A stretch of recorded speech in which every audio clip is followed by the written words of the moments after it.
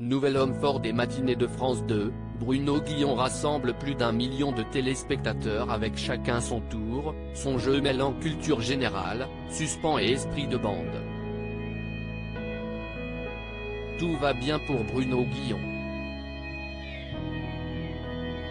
Du lundi au vendredi, il anime chacun son tour et s'amuse avec les 30 candidats qui forment la bande du jeu de France 2.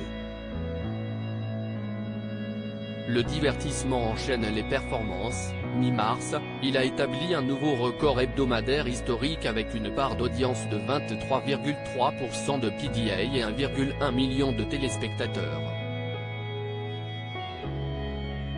Forcément, cela ravit celui qui se lève aussi tous les matins à 3h30 pour présenter la matinale de Fun Radio.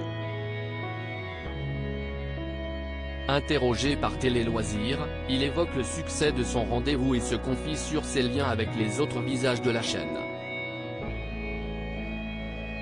Bruno Guillon, le producteur m'a installé un lit dans la loge. Télé Loisirs, ouest ce qui fait que chacun son tour bat record sur record. Bruno Guillon, aux prémices de l'émission, quand on a pitché le jeu, j'avais dit qu'il marcherait si on arrivait à créer un sentiment de famille avec les candidats. Ils forment vraiment un collectif et ce sont eux qui font le succès de l'émission parce qu'ils sont identifiés, ils sont suivis sur Instagram, ils ont des fans. Le jeu compte 30 candidats récurrents. Cet effet de bande est-il primordial? Ah oui, il est essentiel. Lors des tournages, ils se retrouvent resto d'à côté, ils se font des bouffes, ils boivent des coups. La dernière fois, j'ai bu une bière avec eux. Je pense que ça se ressent à l'antenne. On ne se prend pas la tête, on s'amuse et les gens qui regardent s'amusent aussi. Bruno Guillon, animateur sur France 2, j'ai le rôle du maître d'école un peu BR leur chacun son tour, si est aussi une mécanique très simple. Oui, en début d'émission, un tirage se fait avec les boules du loto et on termine par un tir au billard japonais, une attraction de fête foraine, si est assez simple.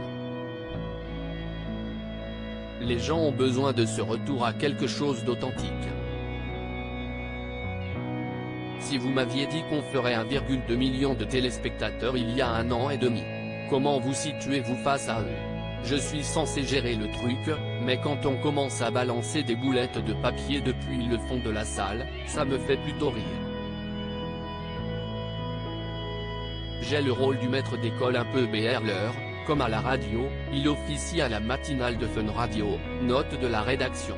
L'animateur de chacun son tour se confie, il n'y a pas de relation malsaine avec les animateurs de France Télé. Comment se déroulent les tournages? En général, on tourne 12 émissions par jour de 13h à 20h30. Quand je finis la radio, je fonce à la plaine Saint-Denis. J'ai un charmant producteur qui m'a installé un lit dans la loge. Je me couche sous une vraie couette, je dors pendant 1h30, je me douche et on attaque. Tous les jeux de France Télé marchent très bien. Y a-t-il un esprit de bande avec les autres animateurs du groupe?